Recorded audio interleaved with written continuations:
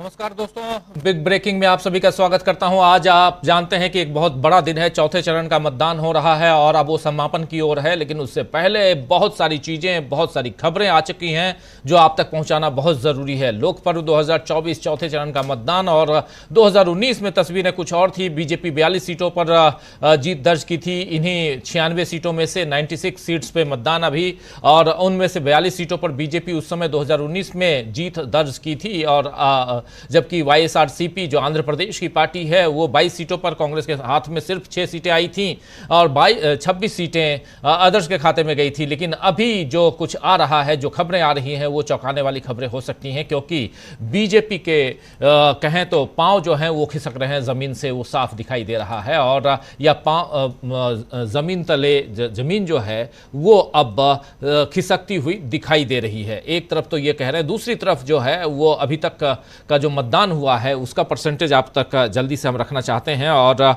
बहुत कुछ इस कार्यक्रम में आप तक हम पहुंचाना चाहेंगे। 5 बजे तक जो वोटर टर्नआउट है ये 52.6% है। 52.6% 5 बजे तक का वोटर्स टर्नआउट यानी कि प्रतिशत है। और तेलंगाना में 52.34%, उत्तर प्रदेश में 48.41%। उत्तर प्रदेश हमेशा की तरह जैसे स्लो रहा है वैसे ही स्लो आज भी है। और वेस्ट बंगाल में 66.05%, सबसे ज्यादा पश्चिम बंगाल में मतदान जो 66% से ऊपर जा चुका है ये मतदान। जबकि 5 बजे तक का ये हो सकता है कि 10%, 15% और बढ़ जाए 7 बजे तक। लेकिन उसके अलावा आंध्र प्रदेश में 55.49%, बिहार में कम मतदान हमेशा की तरह हो रहा है और इस बार भी 45.23%। जम्मू कश्मीर सबसे कम 29.93%।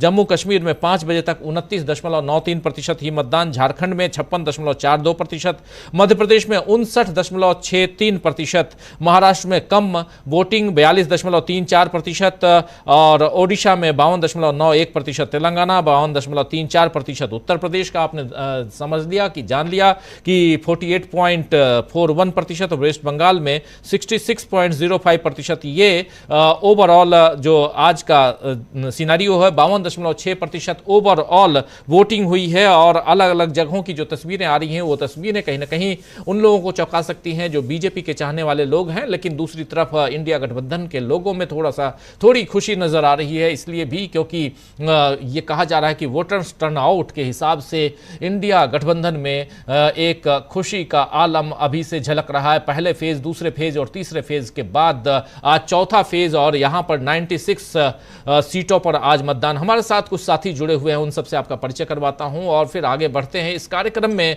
दोस्तों। और इस वक्त हमारे साथ 3 वरिष्ठ साथी जुड़े हुए हैं। प्रशांत टंडन जी हैं, डॉक्टर दीपक पाचपुर जी हैं, और इधर स्टूडियो में हमारे साथी अमलेंदु उपाध्याय जी हैं। आप सबका एक बार फिर से स्वागत करता हूं।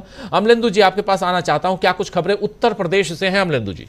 राजीव जी, उत्तर प्रदेश से काफ़ी खबरें हैं। उत्तर प्रदेश से खबरें ये है कि समाजवादी पार्टी और भारतीय जनता पार्टी दोनों ये आरोप लगा रहे हैं कि प्रशासन जो है वो नाकारा हो गया है और पुलिस जो है वो वोट नहीं डालने दे रही है।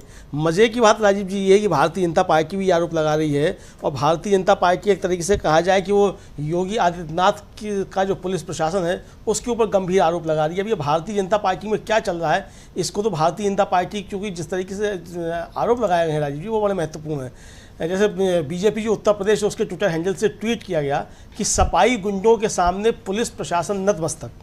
42 कन्नौज लोकसभा विधानसभा विधूना के बूथ नंबर 80, 81, 91, 94, 102, 161 व 171 पर सपा के रेड कार्ड होल्डर अपराधी माफिया भाजपा के मतदाताओं को वोट नहीं डालने दे रहे हैं। बूथों पर सपाई गुंडों के साथ मिलकर पीठासीन अधिकारी और पुलिस के लोग बूथ कैप्चरिंग कर रहे हैं। निर्वाचन आयोग घटना का संज्ञान लेकर उचित कार्रवाई करे। अब राजीव जी, अगर ये सपाई गुंडों के सामने पुलिस प्रशासन नतमस्तक है तो नतमस्तक किसका पुलिस प्रशासन है? बीजेपी जो है कम से कम ये तो बता दे पुलिस प्रशासन है किसका, उत्तर प्रदेश में सरकार किसकी है। तो कुल मिलाकर राजीव जी आप समझ सकते हैं कि संदेश क्या है और खबरें क्या होंगी जो इस तरीके की ट्वीट भारतीय जनता पार्टी को करने पड़ रहे हैं। इसी तरीके से सुबह राजीव जी एक ट्वीट किया गया था, वो ट्वीट ये किया गया था बीजेपी उत्तर प्रदेश की तरफ से कि 33 उन्नाव लोकसभा विधानसभा बांगरमऊ के booth number 133 junior high school Sultanpur कक्ष संख्या 1 पर ग्राम प्रधान रामसेवक यादव गुंडई व दबंगई के बल पर भाजपा कार्यकर्ताओं को बस्ता नहीं लगाने दे रहा है, मतदाताओं को वोट डालने से भी रोक रहा है। निर्वाचन आयोग इसका संज्ञान लेकर अतिशीघ्र कार्रवाई करे ताकि मतदाता निर्भय होकर मतदान कर सकें। इसका उन्नाव पुलिस ने जवाब दिया कि उपरोक्त संदर्भित बूथ पर मतदान शांतिपूर्वक चल रहा है, मौके पर पुलिस बल मौजूद है। यानी कि बीजेपी उत्तर प्रदेश का जो आरोप था उसकी उन्नाव पुलिस ने तुरंत हवा निकाल दी, ये बता करके कि आप जो शिकायत कर रहे हैं वो शिकायत गलत है और मतदान जो है वो बूथ पे शांतिपूर्वक चल रहा है, मौके पर पुलिस बल मौजूद है। तो आप समझ सकते हैं राजीव जी कि भारतीय जनता पार्टी की तब से क्या परेशानियां शुरू हो गई हैं। अभी तक बातें यही आती थी कि समाजवादी पार्टी या विपक्षी दलों के नेता जो हैं वो ये आरोप लगाते थे कि बूथों पे मतदाताओं को नहीं पहुंचने दिया जा रहा है, या वहां कुछ धांधली हो रही है, ईवीएम में छेड़छाड़ हो रही है, या ईवीएम बंद है, ऐसी बातें होती थी। लेकिन आज उत्तर प्रदेश से ऐसी खबरें आ रही है और वो भी बीजेपी के लोग ऐसी खबर मतलब ऐसे ट्वीट्स कर रहे हैं, ऐसे मैसेज दे रहे हैं, तो इसके क्या मायने निकाले जा सकते हैं। प्रशांत टंडन जी, क्या कुछ दिख रहा है आपको? 52.60% यानी लगभग 53% की वोटिंग 5 बजे तक हुई है और बीजेपी के लोग अगर चुनाव की प्रक्रिया में कहीं ना कहीं धांधली का आरोप लगाएं तो इसके क्या मायने निकाले जाएं और क्या यहां से जो इंडिया गठबंधन की मजबूती की बात कही जा रही थी वो अब दिखाई दे रही है? राजीव जी, बीजेपी धांधली के आरोप वहीं लगा रही जहां उनकी पुलिस है, और बीजेपी के लोग कैसे धांधली कर रहे हैं। तेलंगाना में, हैदराबाद में बीजेपी की कैंडिडेट सरेआम महिलाओं का आई कार्ड चेक कर रही थी। क्या ये किसी कैंडिडेट की जिम्मेदारी है? उनके ऊपर एक्शन हुआ है, लेकिन वो एक्शन तब हुआ कि जब शोर मचा मीडिया में और सोशल मीडिया में। अभी सुप्रिया सुले ने आरोप लगाया है कि जहां ईवीएम रखी हुई है उनके स्ट्रांग रूम में 45 मिनट के लिए सीसीटीवी कैमरा बंद हुआ। 45 मिनट राजीव जी काफी है ईवीएम में अदला बदली करने के लिए, हेरफेर करने के लिए। 45 मिनट सीसीटीवी कैमरा कैसे बंद हो गया, इसकी जांच होनी चाहिए। कुल मिला के बात यह राजीव जी कि इलेक्शन कमीशन संदेह के घेरे से बाहर नहीं आ पा रहा है।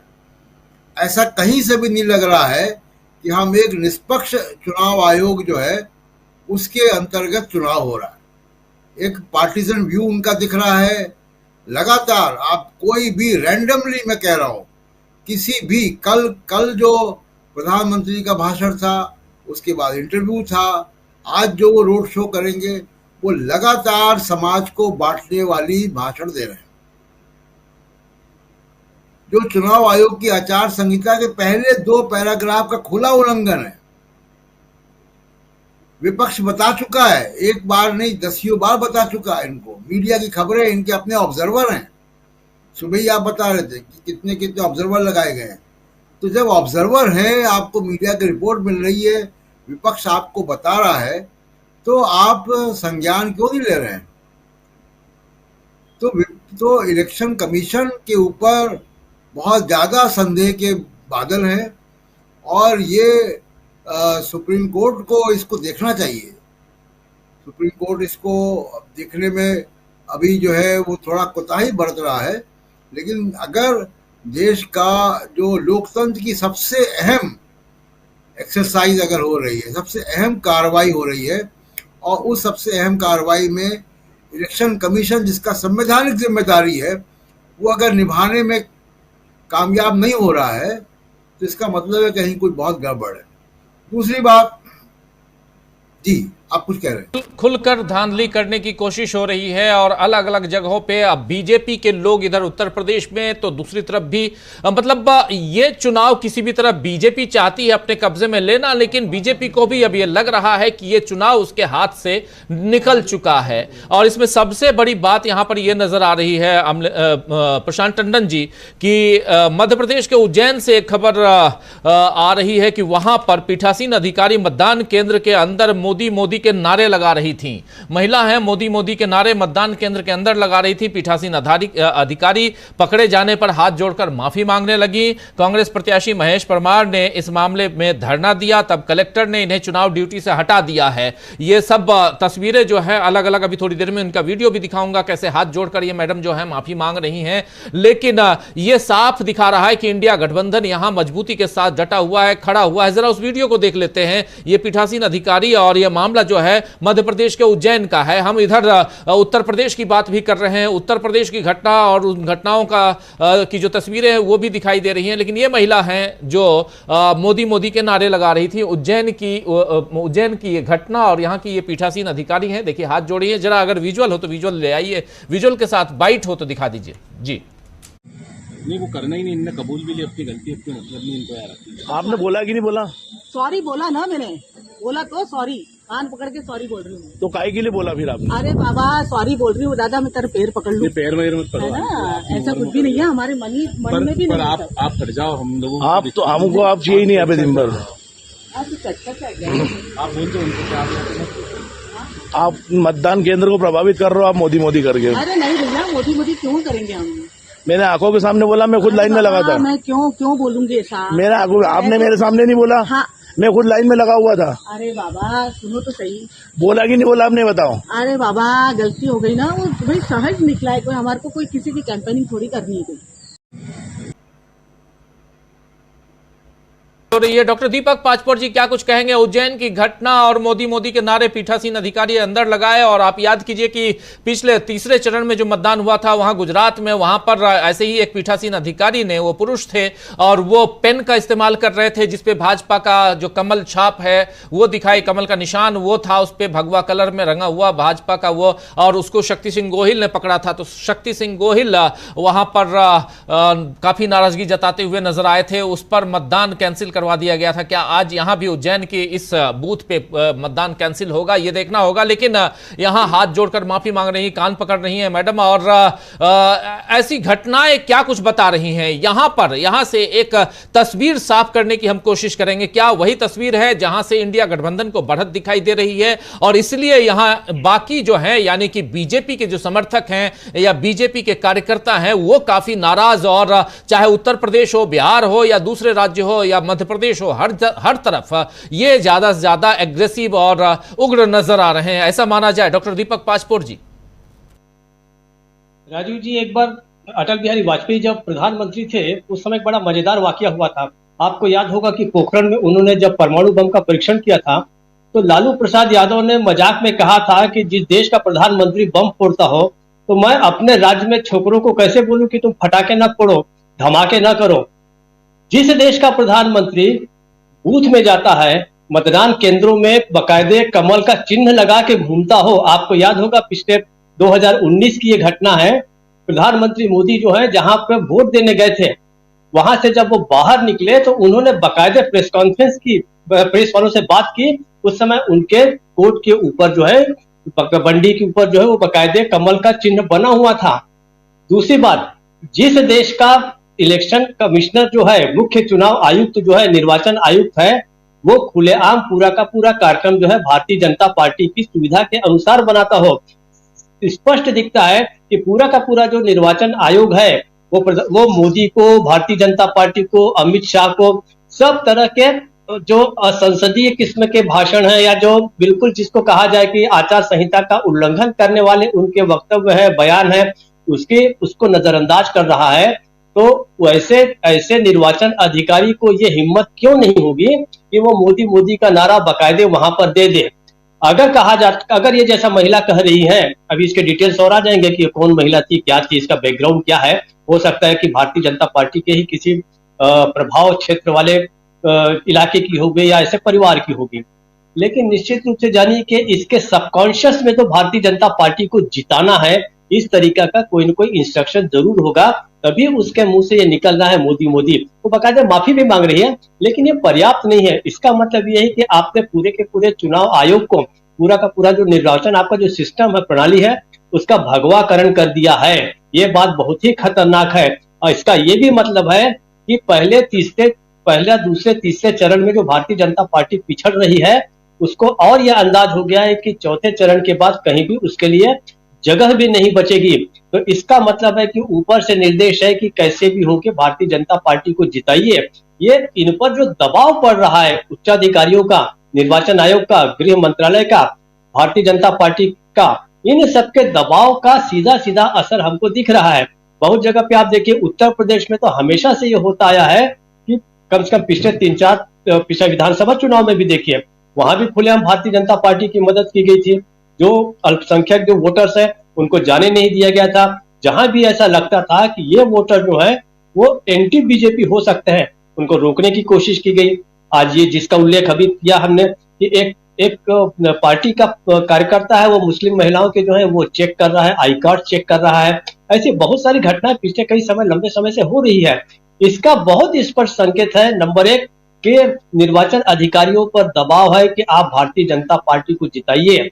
नंबर 2, भारतीय जनता पार्टी को अब ये पता चल गया है कि हम मतदाताओं के बल पर तो नहीं जीत सकते, अपने कार्यकर्ताओं के बल पे नहीं जीत सकते। अब हम जो जीतेंगे वो निर्वाचन अधिकारियों और ईवीएम के बल पे ही जीत सकते हैं। राजीव जी आपको थोड़ा रोकना चाहूंगा। ये तस्वीरें जो आप देख रहे हैं दोस्तों, ये अखिलेश यादव कन्नौज पहुंचे। अखिलेश यादव और कन्नौज में जिस प्रकार की सुबह से गतिविधियां जो हैं वो अलग अंदाज में जा रही थी। वहां पर मतदाताओं को, खासकर जो अपोजिशन की तरफ ऐसा लगता है कि अपोजिशन की तरफ वोट डालने जा रहे हो, ऐसे मतदाताओं को रोका जा रहा था, धमकाया जा रहा था। और ये कन्नौज की घटना, वहां पे जो सुब्रत पाठक जो वर्तमान सांसद हैं, 2 बार के सांसद, सुब्रत पाठक के छोटे भाई जो हैं छोटू पाठक, वो भी वहां पे कुछ लोगों को धमकाते हुए कैमरे में कैद किए गए। ये तस्वीरें छोटू पाठक की है, जो आप एक हेल्दी जो गले में गमछा रखे हुए जिनको देख रहे हैं आप, और मतदाताओं को धमकी देते हुए, धमकाते हुए नजर आ रहे थे। इसके बाद पहुंचे वहां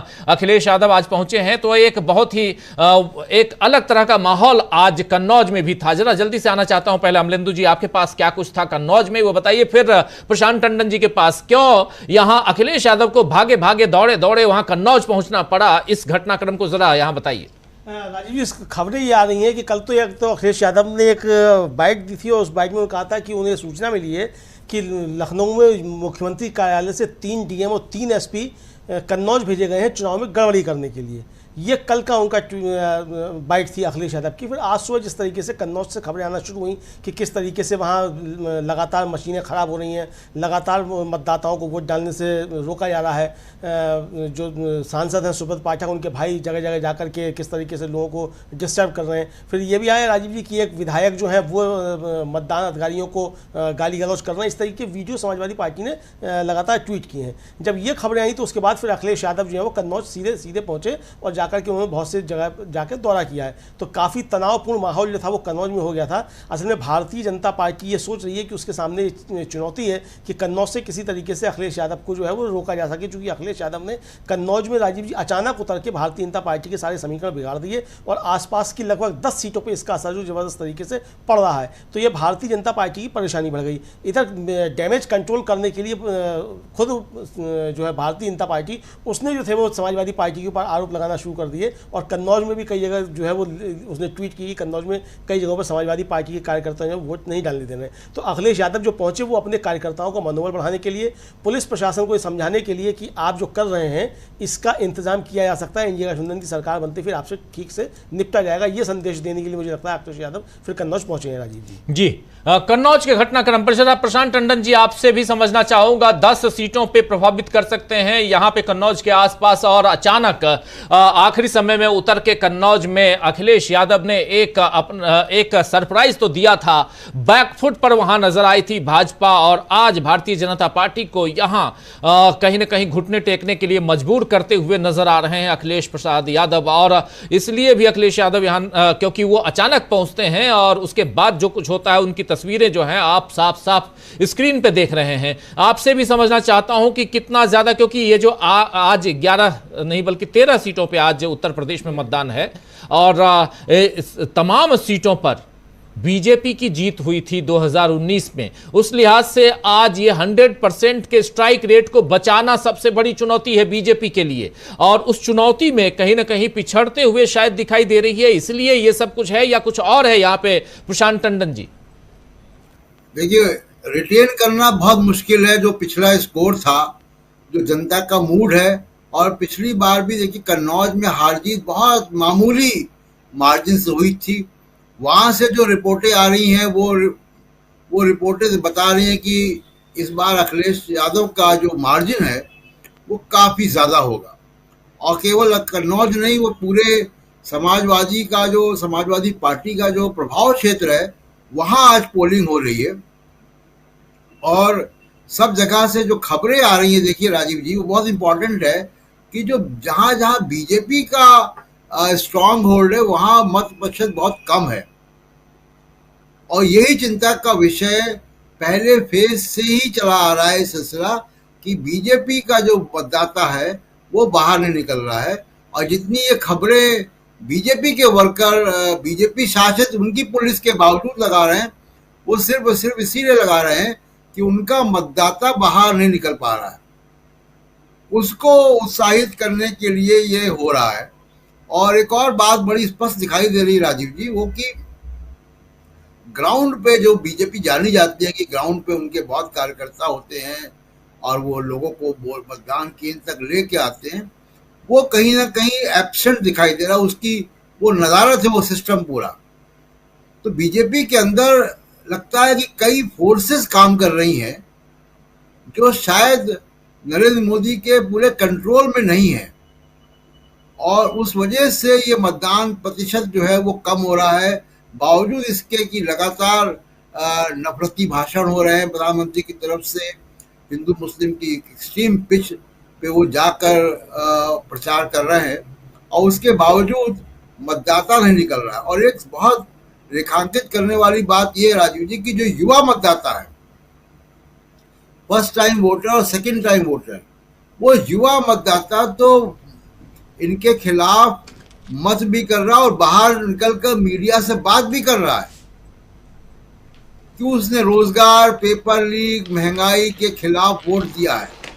तो युवा मतदाता का जो बड़ा बोल्ड एक्सप्रेशन सामने आ रहा है, वो बीजेपी के लिए चिंता की बात है। जहां तक कन्नौज की बात है, तो अखिलेश यादव के वहां मौजूदगी से आप देखिएगा कि उत्साह और बढ़ेगा, और अभी पोलिंग स्टेशन पे लोग होंगे, अब धीमे धीमे पोलिंग खात्मे की तरफ बढ़ रही है, और उस वक्त आप देखिएगा कि कन्नौज से मत प्रतिशत और बढ़ेगा भी थोड़ा अंतिम समय में। राजीव जी, से मत प्रतिशत और बढ़ने की उम्मीद जताई जा रही है। मध्य प्रदेश, बिहार, झारखंड, जम्मू कश्मीर, तेलंगाना, ओडिशा, महाराष्ट्र, इन तमाम राज्यों में, झारखंड में, पश्चिम बंगाल में, मध्य प्रदेश में, महाराष्ट्र में, इन तमाम राज्यों में 10 राज्य और केंद्र शासित राज्य में आज की तारीख में आज चौथे फेज में मतदान 96 सीट्स, और इसमें 1717 जो कैंडिडेट हैं वो अपने भाग्य यहां पर आजमा रहे हैं, और इसमें 17,70,00,000 मतदाता आज वोट दे रहे हैं। उसमें से कितने प्रतिशत निकल के आते हैं, क्योंकि 3 बजे तक 52.6% तक निकल के आए हैं। 5 बजे और 7 बजे, अभी 5 बज चुका है, लगभग 15-20 मिनट में हमारे पास वो आंकड़े भी आ जाएंगे कि 5 बजे तक कितने लोग निकल के आए, फिर 7 बजे फाइनल जो होगा उसमें कितने लोग। लेकिन अभी तक जो है उसमें सबसे कम पोलिंग जम्मू कश्मीर के श्रीनगर सीट पर, एक ही सीट पर वोटिंग हो रही है, वहां पे हुई है लगभग 30% से कम पोलिंग हुई है जम्मू कश्मीर में। और बिहार में भी कम पोलिंग हुई है, हमेशा की तरह जैसे पहले दूसरे तीसरे फेज में हुई थी। महाराष्ट्र में भी कम पोलिंग हुई है जैसे पहले दूसरे तीसरे फेज में हुई थी। लेकिन महाराष्ट्र, बिहार, पश्चिम बंगाल, उत्तर प्रदेश, ये 4 राज्य बहुत इंपॉर्टेंट है। इन चारों राज्यों का लेखा जोखा यहां रखना भी जरूरी है। जरा एक बार फिर से डॉक्टर दीपक पाचपोर जी आपके पास आना चाहता हूं। महाराष्ट्र के जिन क्षेत्रों में आज मतदान हो रहा है, ये किनके गढ़ हैं और अभी क्या परिस्थितियां दिखाई देती हैं, जरा ये भी बताइए डॉक्टर दीपक पाचपोर जी। तो असली बात यह है कि हर जगह लगभग सीधा मुकाबला जो है भारतीय जनता पार्टी और महाराष्ट्र की अगर हम बात करें तो महाविकास आघाड़ी के बीच सीधा नजर आ रहा है। भारतीय जनता पार्टी के जो 2 पार्टनर्स हैं, जिसके हम मतलब हम पता है कि एनसीपी और एकनाथ शिंदे का जो गुट है शिवसेना का, वो चूंकि वहां पर एक तरह की सहानुभूति लहर चल रही है। आप याद कीजिए पिछले 2-3 दिनों में उद्धव ठाकरे के जो भाषण हो रहे हैं वहां पर, इस कदर वो लोगों को प्रभावित कर रहे हैं। उन्होंने साफ साफ ये किया है, बता दिया है कि बाला साहब ठाकरे की विरासत को संभालने वाला कौन है, और एक तरह से जनता भी जो है उनके साथ खड़ी है। तो महाराष्ट्र में जो है निश्चित रूप से बहुत साफ है। महाराष्ट्र के बारे में लोगों को दिमाग में अब कोई शंका नहीं है कि वहां पर भारतीय जनता पार्टी का परफॉर्मेंस पिछले तरह जैसा नहीं, उससे बहुत ज्यादा कम होने जा रहा है। उद्धव ठाकरे की ताकत, शरद पवार की ताकत और कांग्रेस की जो ताकत है, ये मिलजुल कर वहां पर जो है बड़ी संख्या में सीट लाने जा रहे हैं। ये बहुत साफ हो गया। ये केवल अब ये आज या कल की ही बात नहीं है, आज की वोटिंग को देख के नहीं है, पिछले लंबे समय से माना जा रहा है कि वहां पर बहुत ही कमजोर जमीन पर जो है वो जो एनडीए कह सकते हैं हम जिसे, हालांकि एनडीए भी बहुत ही थोड़ा बहुत जो उसका आकार है वो महाराष्ट्र में हमको दिखता है। एकनाथ शिंदे गुट वाली शिवसेना, एनसीपी अजित पवार वाली गुट, अजित पवार का गुट एनसीपी का, और भारतीय जनता पार्टी, बेहद मनोबल भी उनका बेहद गिरा हुआ है। और इसके अलावा जो मीटिंग्स हो रही वहां पर जिस प्रकार की रैलियां हो रही हैं इनकी, विशेषकर उद्धव ठाकरे की, वो निश्चित रूप से उसका असर जो है वो देखने को मिलेगा। राजू जी, आज जो 2-3 जो घटनाएं हुई है उसके ऊपर मैं कहना चाहता था बहुत संक्षिप्त में जी। जो कुछ यहाँ पर जो भारतीय जनता पार्टी के, अगर आप कन्नौज की बात करें, भारतीय जनता पार्टी और वहां पर समाजवादी पार्टी के लोगों के बीच जो झड़प हो रही है, या हमको ये जो पीठासीन अधिकारी जो मोदी के नारे लगा रही थी यहाँ पर मध्य प्रदेश में, असली बात ये 2-3 चीजें बड़ी साफ हो गई। पहली बात तो ये है कि अब जो बचे हुए इसके बाद 3 और जो चरण रह जाएंगे मतदान के, उसमें भारतीय जनता पार्टी को सत्ता बचाने के लिए सब कुछ झोंकना पड़ेगा, और सत्ता बचाने के लिए उसको वो सब कुछ करना पड़ेगा जो अभी तक तो कर रही है, उससे कम से कम 10 डिग्री और ऊपर करना पड़ेगा। कार्यकर्ता जो खुलकर आ गए हैं यहाँ पे, जो लड़ाई झगड़ा कर रहे हैं, अलग अलग तरीके की वहां पर जो हरकतें कर रहे हैं मतदान केंद्रों पे, उसका कारण यह है कि लोगों को वहां पे पता चल गया है, उम्मीदवारों को पता चल गया है, भारतीय जनता पार्टी के उम्मीदवारों को, कि अब आपको न तो मोदी का सहारा है और न तो उत्तर प्रदेश में योगी का सहारा है, आपको अपने दम पर लड़ना पड़ेगा।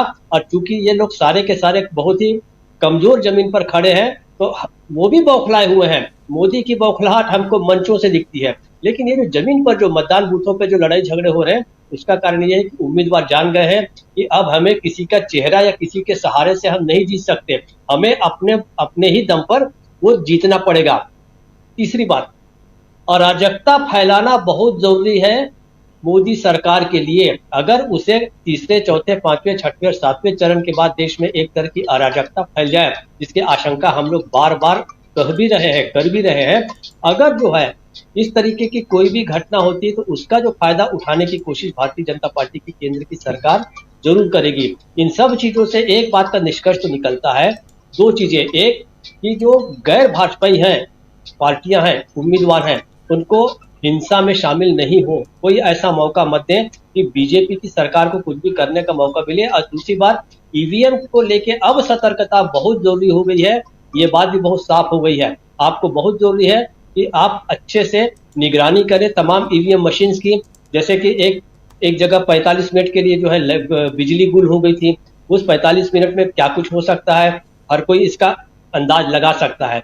ये तस्वीरें हैं, ये बारामती की सीसीटीवी है जिसको सुप्रिया सुले ने शेयर किया है, वही तस्वीर, और इसमें सीसीटीवी कैमरा, तमाम जो कैमरा है वो बंद है, जबकि बंद नहीं होना चाहिए, ये चालू रहना चाहिए। यही तस्वीर इन्होंने, सुप्रिया सुले ने बारामती से, चूंकि वो चुनाव लड़ी हैं और वहां का ही अभी आप जिक्र कर रहे थे, वही सीसीटीवी कैमरा है जिसको यहां पर शेयर किया गया है और बताया गया है कि कैसे ये कैमरे बंद हैं, और ये एक मिनट 2 मिनट या कुछ सेकंड के लिए नहीं बल्कि 45 मिनट यानी पौन घंटे के लिए बंद रहना बहुत मायने रखता है। तो ये सब कुछ चुनाव आयोग के ऊपर डिपेंड करता है कि कैसे पारदर्शिता, यहां पर ट्रांसपेरेंसी के साथ, निष्पक्षता के साथ यहां ये चुनाव करवाए। चुनाव आयोग के ऊपर इस बार सबसे ज्यादा लोगों की निगाहें टिकी हुई हैं, चाहे वो वोटर टर्नआउट की बात हो, चाहे सुरक्षा की बात हो, ईवीएम की सिक्योरिटी की बात हो। और ऐसी खबरें अगर आती हैं, ऐसी तस्वीरें आती हैं तो कहीं ना कहीं ये चौंकाती हैं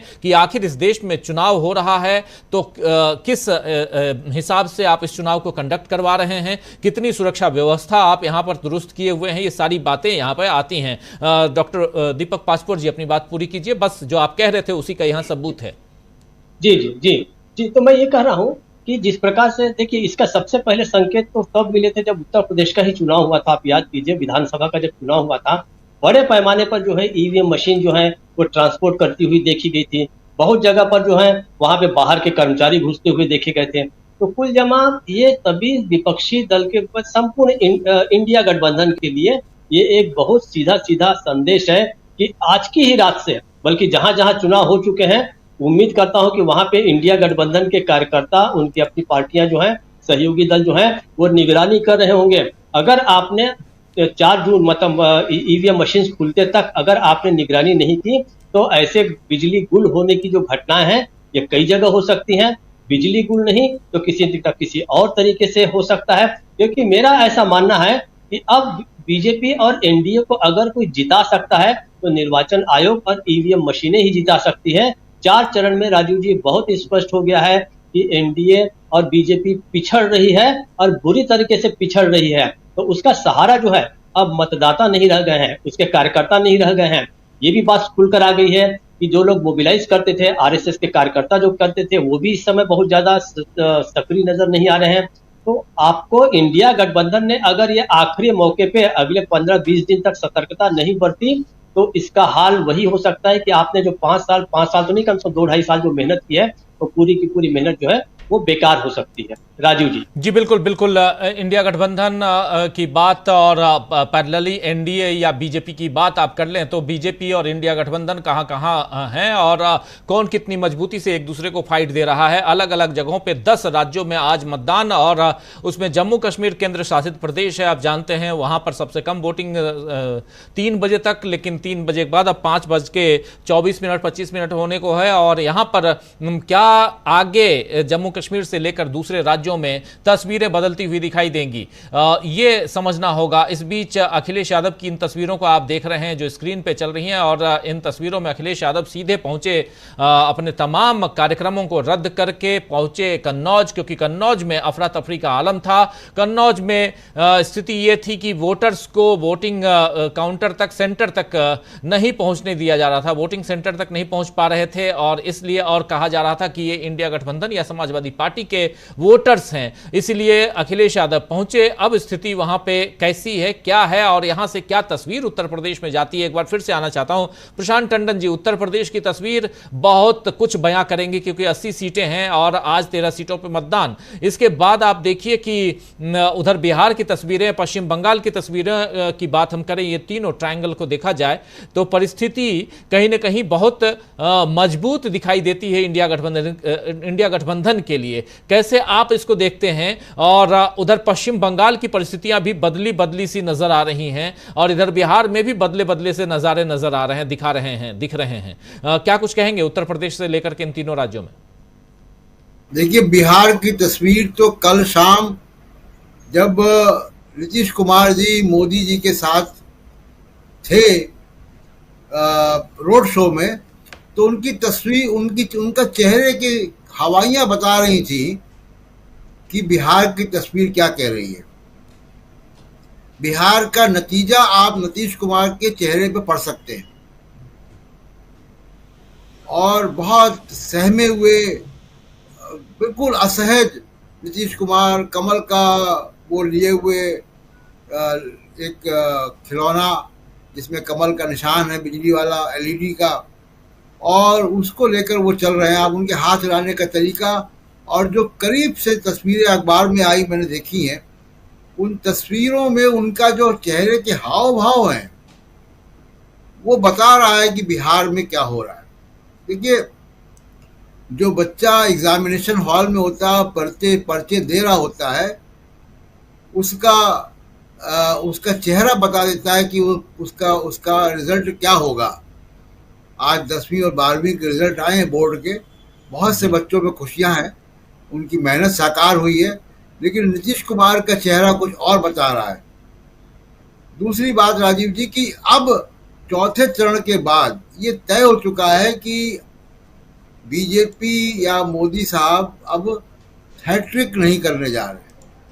और अब देखिएगा, यहाँ से एक आवाज़ें अरविंद केजरीवाल के बयान के बाद उठना शुरू हो गई थी। अब यहाँ से आप देखिएगा कि नरेंद्र मोदी की लीडरशिप पर सवाल खड़े होना शुरू हो जाएंगे जी। और जो अभी अंदर सवाल उठ रहे हैं वो मुखर होकर सामने आएंगे। नरेंद्र मोदी साहब की हताशा और बढ़ती हुई दिखाई देगी। ऑलरेडी वो बहुत हताशा बढ़ी हुई है, हताशा बढ़ती हुई दिखाई देगी क्योंकि चुनाव एकदम दूसरा टर्न ले चुका है और वो चुनाव अब मोदी जी के हाथ से निकल रहा है। जी राजीव। जी बिल्कुल, चुनाव मोदी जी के हाथ से निकलता हुआ दिखाई दे रहा है। इस बीच हमारे साथ जुड़ गए हैं प्रोफेसर रविकांत जी और जयशंकर जी। रविकांत जी, आपके पास आना चाहता हूं और आपसे जरा समझूं क्या कुछ आपके पास खबर है उत्तर प्रदेश को लेकर और दूसरे राज्यों को लेकर।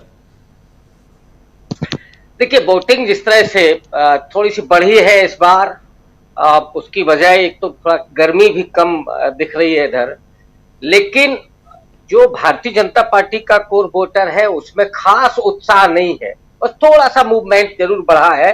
लेकिन जो लोग भारतीय जनता पार्टी को और मोदी जी को नकार रहे हैं वो पूरे उत्साह के साथ पोलिंग बूथ पर जा रहे हैं, वोट कर रहे हैं और जरा भी उनके साथ नाइंसाफी हो रही है तो वो खुल करके कह रहे हैं। आपने कई वीडियो देखे होंगे, ट्विटर पर चल रहे हैं इस समय। लखीमपुर खीरी में जो बेईमानी हो रही है उसको लोग अपोज कर रहे हैं और भी दूसरी जगहों पर ईवीएम की गड़बड़ी की भी खबरें आई थी, लेकिन वोट परसेंटेज धीरे धीरे बेहतर होते जा रहा है। लेकिन जो परिस्थितियां हैं वो परिस्थितियां, जो हवा है वो ये कह रही है कि चौथा फेज निर्णायक साबित हुआ है और अब मुझे लगता है कि आगे के जो फेज हैं वो केवल एक औपचारिकता है। जो ट्रेंड बना था पहले ही फेज में वो कंटिन्यू हुआ है। लगातार कोशिश हुई नरेंद्र मोदी के द्वारा कि किसी तरीके से वो इस चुनाव में कोई ट्विस्ट पैदा कर सके, कोई मोड़ ला सके, लेकिन वो हुआ नहीं। जो टोन सेट हुई थी इलेक्शन की उसमें सबसे बड़ी भूमिका अदा की थी कांग्रेस पार्टी के मैनिफेस्टो ने, इंडिया अलायंस ने जो सामूहिकता दिखाई थी।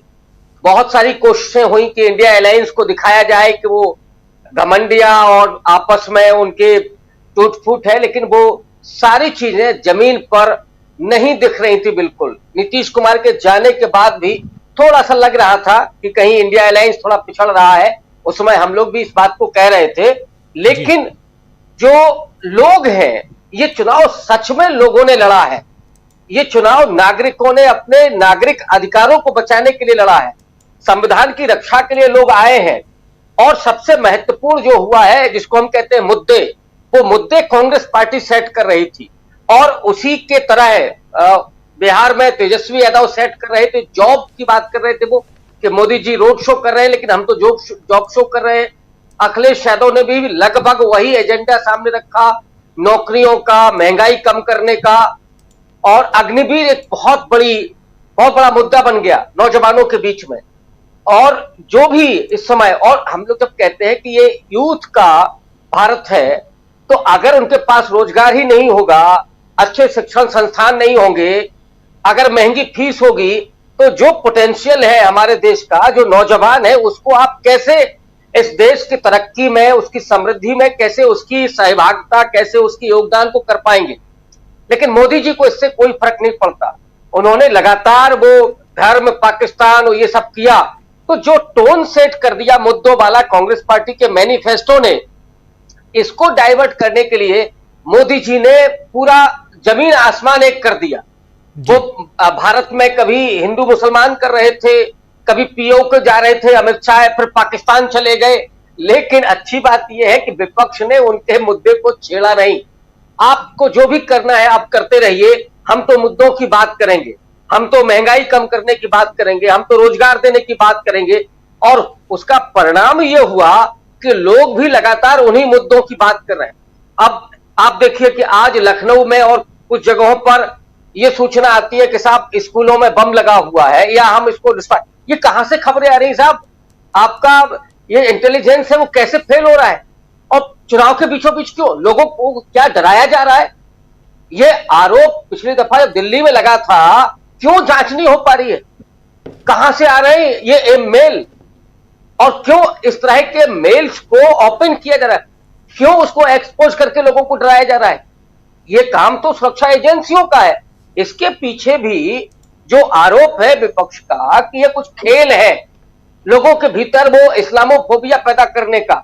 लेकिन अच्छी बात यह है कि लोग इस समय अपनी बेहतरी के लिए वोट करने के लिए जा रहे हैं, अपने बच्चों की शिक्षा, उनके रोजगार के लिए वोट करने के लिए जा रहे हैं, महंगाई कम करने के लिए जा रहे हैं। तो इसलिए मैं कह रहा हूं कि चौथे चुनाव में ही लगभग निर्णय हो चुका है कि भारतीय जनता पार्टी किसी भी कीमत पर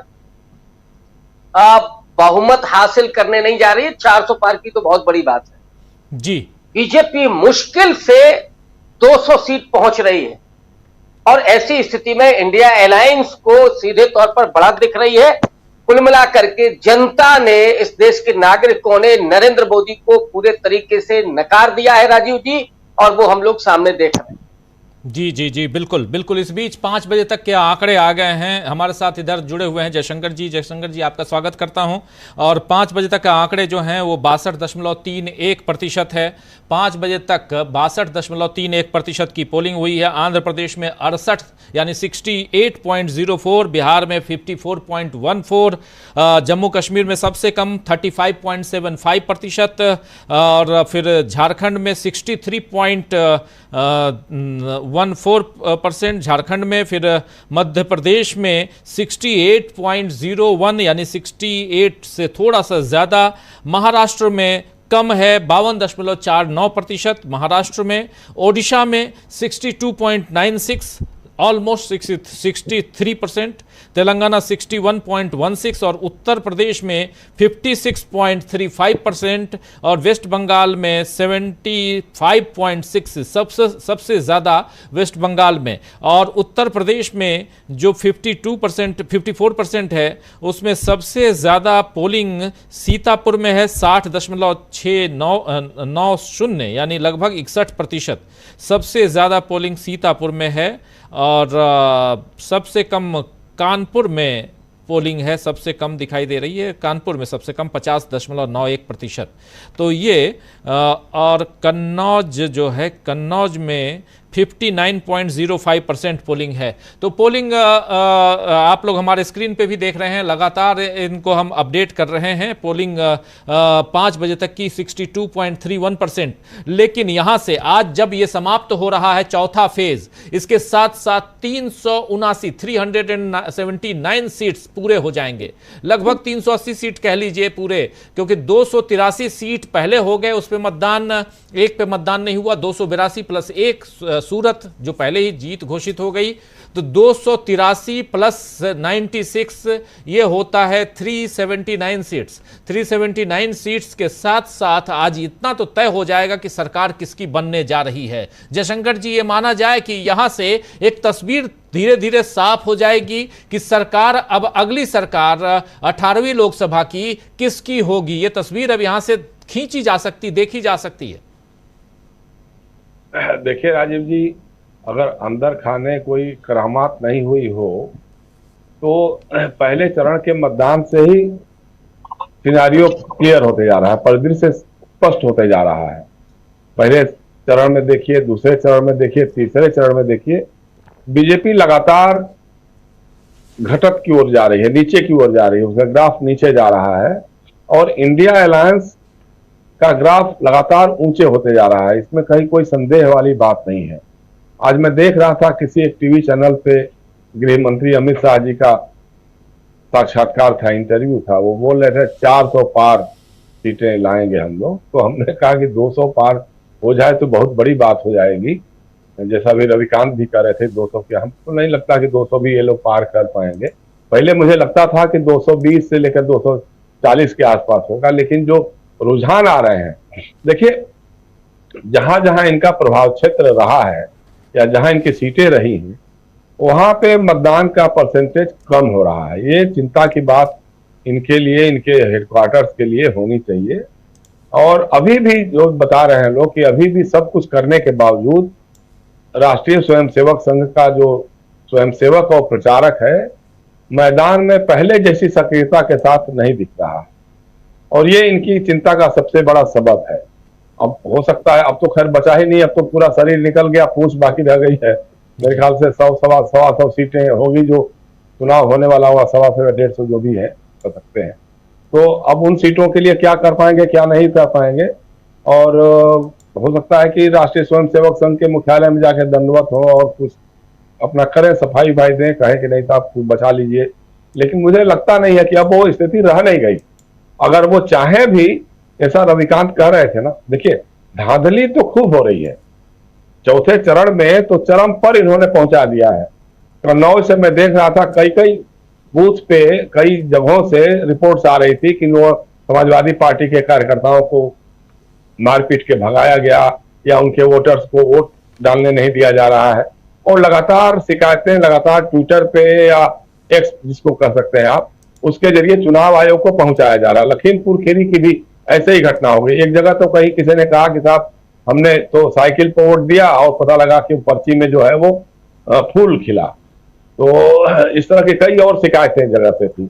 और मध्य प्रदेश में तो हद हो गई। एक बूथ के अंदर जो पीठासीन अधिकारी महिला थी वो मोदी मोदी के नारे लगा रही थी बैठ करके, तो लोगों ने उसको पकड़ लिया। फिर वो कान पकड़ करके माफी मांग रही थी और कह रही थी गलती हो गई भैया, कहो तो पैर पकड़ लेती हूँ, ये कर लेती हूँ, जो कुछ भी है। तो इस तरह की चीजें भी आ रही हैं। मतलब खुल करके लोग सतर्क बहुत हैं। ये सबसे अच्छी बात है जो हम लोग पिछले कई महीनों से इस बात को कहते आ रहे थे कि साहब सतर्क और सक्रिय बहुत होना जरूरी है। और समाजवादी पार्टी के लोगों ने भी इस मामले में काफी ये किया है कि जहां कहीं भी कुछ हो रहा है तुरंत सूचनाएं आ रही हैं और सोशल मीडिया के जरिए चुनाव आयोग को भेजवा रहे हैं लोगों को। तो एक तरह का एक है। और दूसरा यह है कि अब कुछ भी ये कर ले रहे हैं, कुछ भी बोल रहे हैं, कुछ भी कर रहे हैं, लोग सुनना नहीं पसंद कर रहे हैं। चाहे वो कोई भी हो, हिंदू मुसलमान की बात हो या कुछ भी कहें, कोई गारंटी की बात भी जाकर के बंगाल में कुछ गारंटी बेच आए, वो बेचने की कोशिश किया, लोग सुनना ही नहीं चाहते हैं। बंगाल में देखिए मतदान का परसेंटेज बहुत हाई है। और इसी तरह से जहां जहां तेलंगाना में है या आंध्र में है, बाकी इलाकों में है, लेकिन जो भाजपा के प्रभाव क्षेत्र वाले इलाके हैं वहां पे मतदान का परसेंटेज गिरा हुआ। और प्रशांत जैसा समझा रहे थे, मैं तो डर गया। आज मैं दिन में देखा वो जो तस्वीरें दिखी, जो वीडियो में देखा प्रधानमंत्री नरेंद्र मोदी के रोड शो में नीतीश कुमार का, उनका चेहरा एकदम झुलसा हुआ, जैसा लगा कि बुझा हुआ और झुलसा हुआ है। कोई बहुत संघातिक बीमारी उनको जैसे घेर लिया हो, उस तरह का चेहरा दिख रहा था। ऐसा जिंदगी में मतलब हम लोग 40-50 साल से एक दूसरे को जानते देखते रहे हैं।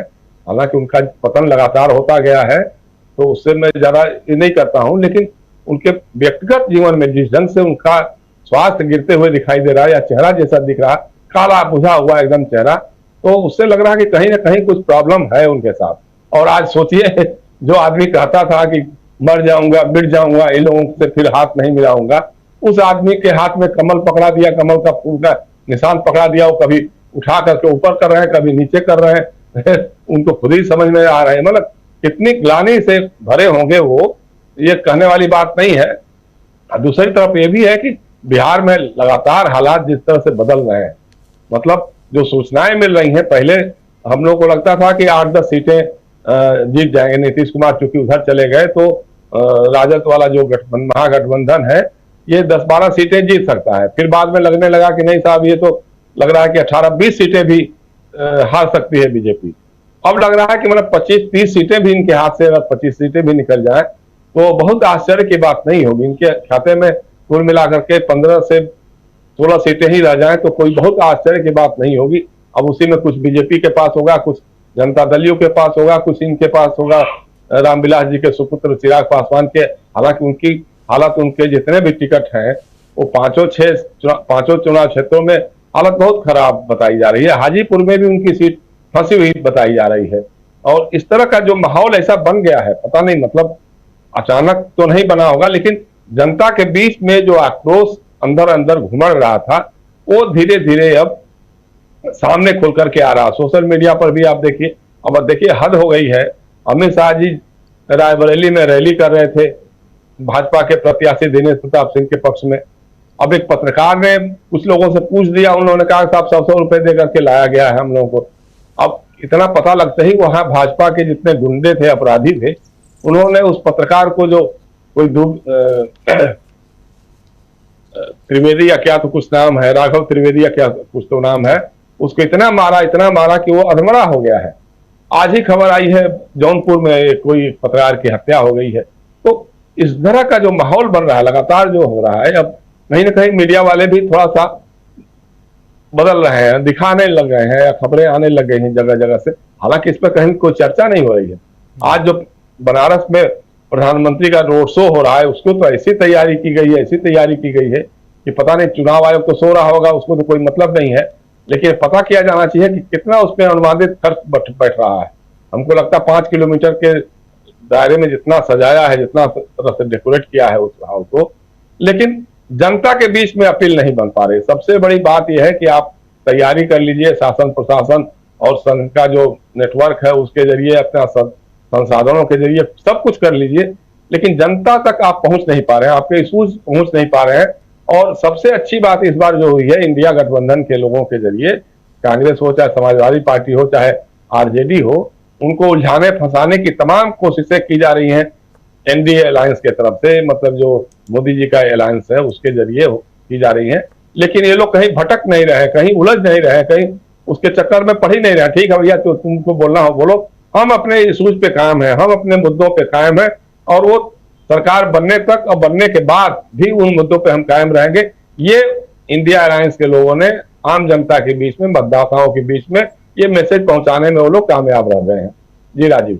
जी जी बिल्कुल बिल्कुल, आप थे लेकिन उधर पूर्वांचल गए भी थे आप, पूर्वी उत्तर प्रदेश में, और क्या बनारस को लेकर के जरा और समझना चाहता हूं, क्योंकि प्रधानमंत्री नरेंद्र मोदी वाराणसी पहुंच गए हैं। कल उनका 11:40 पे नॉमिनेशन है सुबह, और उससे पहले रोड शो करेंगे, तामझाम है। पटना में भी वो थे आज, और लगातार कुछ अखबारों को रोड शो इस वक्त चल रहा है, जबकि और वहाँ पे बनारस में, पटना में भी हमने देखा कल रात को, जिसका जिक्र आप कर रहे थे कि पटना साहिब में कैसे नरेंद्र मोदी के बगल में और किस हिसाब से हाथ में कमल का निशान लिए हुए नीतीश बाबू जो हैं, वो उनका चेहरा काफ़ी लटका हुआ, काफ़ी अलग अंदाज में दिखाई दे रहे थे। तो इधर पूर्वांचल में क्या स्थिति है? क्या वही स्थिति है जो 2019-2014 में आपने देखी थी, या 2024 में बदली हुई परिस्थिति दिखाई देती है जयशंकर जी? नहीं, पूरा का पूरा बदला हुआ सिनेरियो है। मतलब जो दिख रहा है वो बता रहा हूं मैं। बनारस देखिए, पटना में एक चीज मैं भूल गया, पटना साहिब में आज उनको पहली बार जो टीवी चैनलों पे देखा मैंने कि वो पगड़ी लगा करके सेवादारी का काम कर रहे हैं, लंगर परोस रहे हैं। क्या चुनाव के बीच में, मतलब ये सब चीजें चुनाव आयोग तो हमारा देखता ही नहीं है कभी भी। केचुआ है उसको तो रेंगता रहता है, कहीं उसकी आंख आंख तो रहती नहीं है। तो लेकिन हम यहाँ पूछा गया ना, हमने यही कहा कि भाई इसके पहले हमने कभी भी उनको गुरुद्वारा बंगला साहिब में या गुरुद्वारा रकाबगंज में सेवादारी करते हुए नहीं देखिए। दिल्ली में प्रधानमंत्री कार्यालय के बगल में ही है, कभी वहां भी चले गए होते, या पटना साहिब में भी गुरु गोविंद सिंह का जन्म स्थान है वहां पे। इसके पहले कभी भी, चुनाव से पहले हमने कभी उनको वहां गुरुद्वारे में जाकर के माथा टेकते हुए या वो लंगर सेवा करते हुए कभी नहीं दिखाई दिए थे। तो कहीं ना कहीं वो बेचैनी तो है अंदर अंदर की कहीं से जाकर के कुछ तो उम्मीद की किरण कहीं से मिल जाए, देखने को मिल जाए। और जहां तक आप पूर्वी उत्तर प्रदेश की बात कर रहे हैं, तो अभी तक दावे के साथ, मतलब भाजपा के लोग भी बनारस और गोरखपुर को छोड़ करके, हालांकि गोरखपुर भी अब डामाडोल हो रहा है, तो बनारस के अलावा कोई बहुत पुख्ता यकीन तौर पे नहीं कह पा रहा है कि हम लोग ये सीटें जीत रहे हैं। मतलब आप जोड़ लीजिए, चाहे देवरिया हो, चाहे हमारा घोसी हो, बलिया हो, गाजीपुर हो, आजमगढ़ हो, जौनपुर हो, मछली शहर हो, श्रावस्ती हो, यहाँ तक कि डुमरियागंज, जगदम्बिका पाल अपने क्षेत्र में काफी काम हम करते रहे पहले के समय में, लेकिन उनकी स्थिति भी काफी डावाडोल हो रही है। उनको हरशंकर तिवारी के सुपुत्र जो है कुशल पाल तिवारी, वो काफी मजबूत चुनौती दे रहे हैं, और हो सकता है कि अगर हार जाए तो कोई बहुत आश्चर्य की बात नहीं होगी। तो इस तरह की कई सीटें ऐसी हैं। ब्रजभूषण शरण सिंह का देखिए, आप देख रहे होंगे कि आधा पैर उनका भारतीय जनता पार्टी में है, बेटा उनका भाजपा का उम्मीदवार है, लेकिन लगातार उनके भाषणों में भाजपा और योगी आदित्यनाथ के खिलाफ वो बोल रहे हैं, बुलडोजर की संस्कृति के खिलाफ वो बोल रहे हैं। तो कहीं ना कहीं एक माहौल जो है भाजपा के विरुद्ध तो दिखाई दे रहा है। मगर गोरखपुर में आप देखिए, काजल निषाद को पहले तो हल्का उम्मीदवार माना जा रहा था रवि किशन के मुकाबले, लेकिन एक तो रवि किशन ने पूरे 5 साल में कोई काम नहीं किया अपने क्षेत्र में, कभी वो जाते भी नहीं रहे, और योगी के नाम पे ही था। तो अब योगी को लगता है कि कहीं ना कहीं थोड़ा सा अपना दिखाना चाहिए खेल, तो इस चक्कर में वो भी सीट फंसी है। महाराजगंज जरूर है, थोड़ा पंकज चौधरी का मजबूत आधार वाला क्षेत्र बताते हैं लोग। ऐसे में हमको लगता है कि पूर्वी उत्तर प्रदेश में भी मुझे लगता है कि इंडिया अलायंस जो है अच्छा प्रदर्शन करेगा। ज्यादा सीटें पहले के मुकाबले तो खैर बहुत ज्यादा मिलेंगी, क्योंकि पिछली बार तो 2 ही 3 सीटें ही मिली थी यहाँ से, इस इलाके से।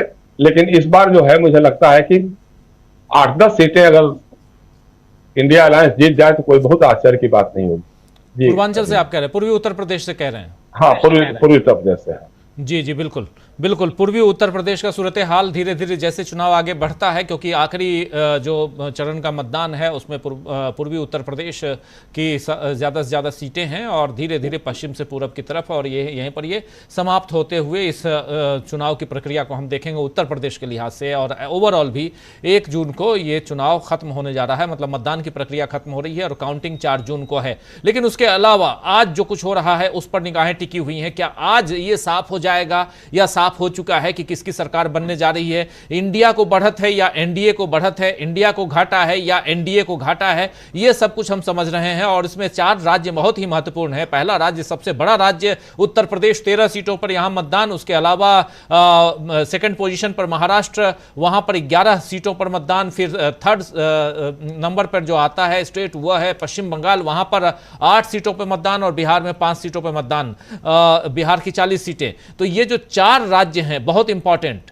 इसके बाद जो राज्य हैं उनमें मध्य प्रदेश है जहां 29 सीटें हैं, उसके अलावा आंध्र प्रदेश है जहां 25 की 25 सीटों पर, फिर ओडिशा है, ओडिशा में 4 सीटों पे ही मतदान अभी आज करवाया जा रहा है। लेकिन वहां पे ओडिशा और आंध्र प्रदेश में आप जानते हैं कि विधानसभा की प्रक्रिया भी चल रही है। आज आंध्र प्रदेश में पूरे 175 सीटों के लिए पोलिंग हो रही है, जबकि उड़ीसा में मात्र 28 सीटों के लिए 147 सीटों की विधानसभा है उड़ीसा की, जिसमें से मात्र 28 सीटों पे वहां पर मतदान करवाया जा रहा है ओडिशा में।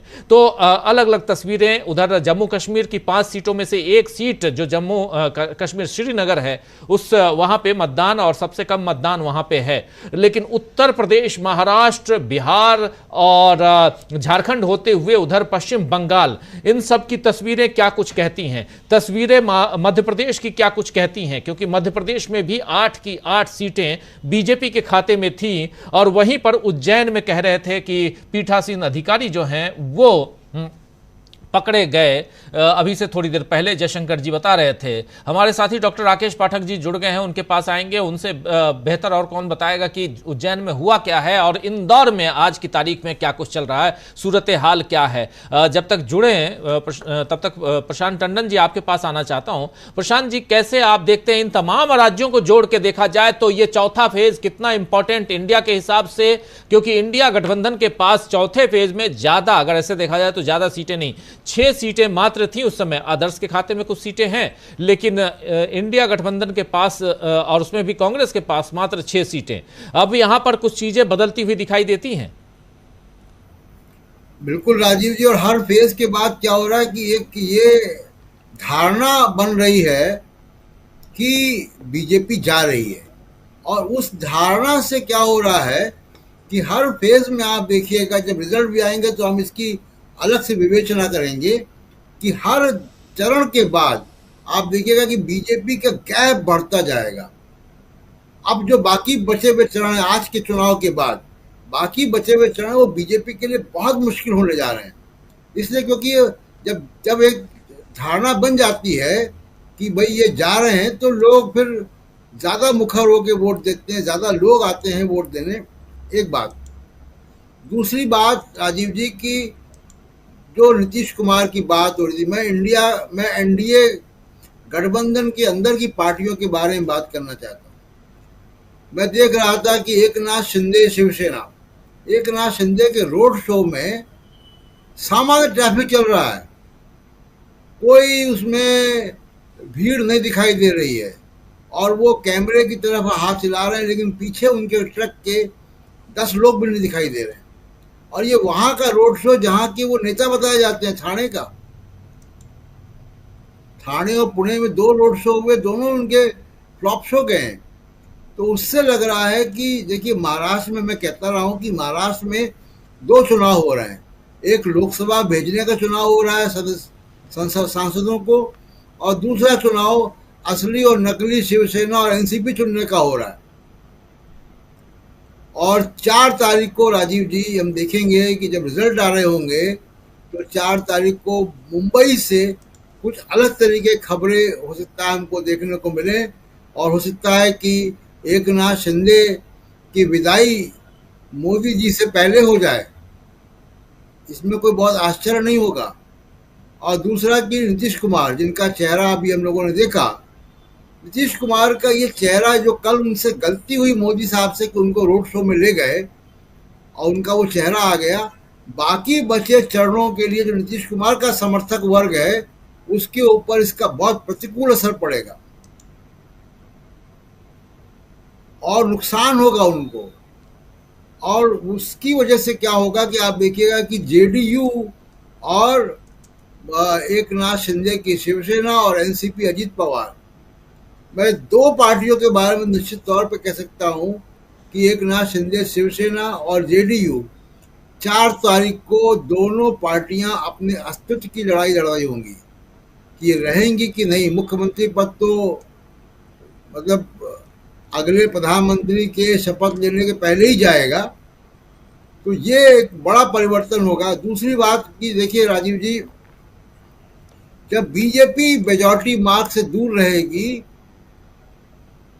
और उस वक्त एक बहुत क्लियर संदेश जाएगा कि सीबीआई और ईडी के मालिक बदल रहा है, और जैसे ही एक संदेश जाएगा कि ईडी सीबीआई इनकम टैक्स का मालिक बदल रहा है, आप देखिएगा कि मीडिया, ब्यूरोक्रेसी और एनडीए के घटक दल भगदड़ मच जाएगी। तो ये चौथे फेज के बाद आप देखिएगा कि इन सब चीजों की तैयारियां जो है वो होती हुई आपको दिखाई देंगी, और कल के बाद से आप देखिएगा कि चुनाव कैंपेन बहुत अलग दिशा में दिखाई देगा। राजीव जी, कल के बाद चुनाव कैंपेन अलग दिशा में दिखाई देगा। हाँ, इंतजार बिल्कुल रहेगा, इसलिए भी क्योंकि पहले फेज में भी हमने देखा, दूसरे में देखा, लगातार फेज दर फेज दौर जितने भी आए, पहला, दूसरा, तीसरा, चौथा, आज चौथे दौर का मतदान, और लगातार हम लोग देख रहे हैं कि नरेंद्र मोदी ट्रैक बदलने की कोशिश कर रहे हैं, भाजपा ट्रैक बदलने की कोशिश कर रही है और उस ट्रैक का पीछा करती हुई नजर आती है जिस पर जो ट्रैक कांग्रेस या इंडिया गठबंधन बनाता हुआ दिखाई देता है। डॉक्टर राकेश पाठक जी हमारे साथ जुड़ गए हैं। डॉक्टर साहब, आपका स्वागत करता हूं, आपके पास आऊं, लेकिन आपसे पहले जरा प्रोफेसर रविकांत जी के पास में एक बार फिर से आना चाहता हूं। प्रोफेसर साहब, आपसे जरा समझूं, जो ट्रैक बदलने की बात हो रही है और साथ साथ उत्तर प्रदेश को इसमें, क्योंकि 26 सीटें पहले हो चुकी हैं, 13 सीटों पे आज मतदान, इसके बाद यह माना जाए कि लगभग आधी सीटें जो है वो निकल गई उत्तर प्रदेश की। और यहां से जो प्रशांत टंडन जी कह रहे हैं, बहुत इंपॉर्टेंट इसलिए भी क्योंकि यहां से एक तस्वीर साफ होगी, क्योंकि 39 सीटों के मतदान हो जाएंगे आज के बाद, तो एक तस्वीर साफ होगी कि उत्तर प्रदेश भी किस दिशा में जा रहा है। और उधर की तस्वीर अभी दे रहे थे, पूर्वी उत्तर प्रदेश की तस्वीर जो है वो साफ कर रहे थे जयशंकर जी। अभी मैं देख रहा था कि एक ट्वीट श्याम रंगीला जो है कॉमेडियन है, वो उनका कहना है कि मैं बार बार कोशिश कर रहा हूं कि मैं नॉमिनेशन दाखिल करूं यहां बनारस में नरेंद्र मोदी के खिलाफ, लेकिन मुझे नॉमिनेशन दाखिल करने नहीं दिया जा रहा है। एक बाइट है, जरा सुना देता हूं। और देखिए, ऐसे कई लोग हैं जो लड़ना चाहते हैं, नरेंद्र मोदी के खिलाफ लड़ना चाहते हैं, इसमें क्या बुराई है? नरेंद्र मोदी के में इतनी ताकत है कि वो 10 लाख वोटों से जीत सकते हैं तो जीत ले, लेकिन इन लोगों को जिनको 10 वोट भी, अगर वो मानते हो कि 10 वोट भी नहीं मिलेंगे, लेकिन प्रस्तावक लेके अगर कोई जा रहा है तो वो आखिर नॉमिनेशन दाखिल करने में उसे क्यों दिक्कत हो रही है, क्यों रोका जा रहा है उसे? सुन लेते हैं श्याम रंगीला कह क्या रहे हैं, सुनिए जरा। आपका नामांकन नहीं हुआ? हमारा क्या, किसी का ही नहीं हुआ, नामांकन ले ही नहीं रहे हैं, किसी का नामांकन नहीं ले रहे हैं। गेट बंद कर दिया, 3 बजे गेट बंद कर दिया गया, उससे पहले किसी को अंदर घुसाया नहीं गया, बस इतना ही हुआ है। चुनाव आयोग बहुत ही परेशानियों के बाद भी बहुत मतलब मैं तो फिर भी कम परेशानियों में। मैं तो 12:30 बजे 1 बजे गया था वहाँ पे, मैंने तो उनको रोते हुए देखा है, जो सुबह 8 बजे वहाँ पे लाइन में लगे तो उनको रोते हुए देखा हमने। जो निर्वाचन अधिकारी हैं उनसे भी सवाल आप पूछ रहे हैं कि जो है 4 दिन में जो किसी भी प्रत्याशी को जो फार्म नहीं मिल रहा, किसी प्रत्याशी को नामांकन भी नहीं हो पा रहा है। अधिकारियों से कि हमें अधिकारी स्माइल कर रहे हैं सर, अधिकारी कह रहे हैं आप समझिए बात को, किसी निर्वाचन अधिकारी से हम समझ रहे हैं, अधिकारियों ने कह दिया, अधिकारी से भी आप लोगों ने पूछा क्या था? तंत्र का गला घुटते मैंने देखा है, हत्या भी नहीं हुई है, मैं कह रहा हूँ हत्या तब होती है जब बिल्कुल खत्म हो जाता है, अभी गला घुट रहा है, गला घुटते मैंने देखा हुआ। जो ट्वीट किया था उसको आप सच सामने मान रहे? मेरे ट्वीट को झूठा ही नहीं, मैं झूठ क्यों बोलूंगा? ट्वीट में मैंने लिखा था, पहले ये प्रस्तावक मांग रहे थे, मैंने ये बोला था, अभी प्रस्तावक हमारे पास थे, हम लेके गए थे, हमने बोला 13 मई को ले जाएंगे सोमवार को, हम लेके गए, फिर भी नहीं है, भी कोई वहाँ पे नहीं है, किसी को एक व्यक्ति को अंदर नहीं घुसा रहे। अच्छा, एक और सवाल है मेरा कि अगर आप बहुत शुभकामनाएं, अगर आप यहाँ से जीत जाते हैं तो किस क्षेत्र में आप बिगाड़? मैं कह रहा हूँ हमारी जीत यहाँ पे ये है कि हमारा नामांकन वहाँ पे दाखिल हो जाए, हमारी जीत है ये, हमारी जीत है। हमें वोट ना, हमें वोट चाहिए, हमें मोदी जी के वोट हमें चाहिए ही नहीं। तो देख रहे हैं यहाँ जीत जो है वो ये है कि इनका नामांकन दाखिल हो जाए। इससे बड़ी बात और क्या हो सकती है? मतलब एक बंदा पिछले एक सप्ताह से परेशान है लगातार, और कहा गया प्रस्तावक लेके आइए, प्रस्तावक लेके गए, दूसरा प्रस्तावक लेके आइए, दूसरे को लेके गए, लेकिन नॉमिनेशन, और सिर्फ इनका कहना है श्याम रंगीला का, दोस्तों आप जानते होंगे कॉमेडियन हैं और स्टैंडिंग कॉमेडियन हैं और नरेंद्र मोदी की नकल जो है वो हमेशा करते हुए नजर आते हैं, और चुनाव लड़ना चाहते हैं तो लड़ने देने में इस लोकतंत्र में क्या बुराई है? हमारे देश का संविधान कहता है कि कोई भी अगर बालिग है तो वो चुनाव लड़ सकता है, और उसकी उम्र जो सीमा है वो तय की गई है। तो उस आधार पे अगर ये सब कुछ इनके पास हटता है तो ये क्यों नहीं कर सकते? क्यों नहीं चुनाव लड़ सकते हैं? क्यों रोका जा रहा है? और क्या यहीं से वो तस्वीर साफ होती है कि कोई डर है यहां पे जो आने वाले समय में नरेंद्र मोदी को भी डरा रहा है, जो परेशानी जो है वो ज्यादा बढ़ा दी गई है, और चाहे उत्तर हो या दक्षिण हो, पूरब हो या पश्चिम हो, हर तरफ से बीजेपी के लिए अच्छे संदेश नहीं है ये माना जाए। आज जिस तरह से बीजेपी के नेता, कई लोग जो हैं वो परेशान बूथों पे दिखाई दे रहे थे और वो पुलिस को बता रहे थे कि यहां पर समाजवादी पार्टी के, खासकर उत्तर प्रदेश में समाजवादी पार्टी के लोग जो हैं वो मतदान करने नहीं दे रहे हैं। ये इस हिसाब से देखा जाए कि अब परिस्थिति बदलते हुए दिखाई दे रही है। समाजवादी पार्टी, कांग्रेस के नेता, विपक्ष के नेता अभी तक आरोप लगाते थे सत्तारूढ़ दल पे, लेकिन अब सत्तारूढ़ दल ही अगर ये कहे डबल इंजन की सरकार है उत्तर प्रदेश में, उसके बाद ऐसी परिस्थितियां निर्मित है तो क्या माना जाए?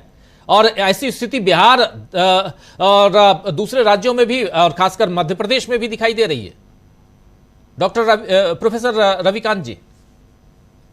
देखिए राजीव जी, पहले मैं श्याम रंगीला से शुरू करता हूं।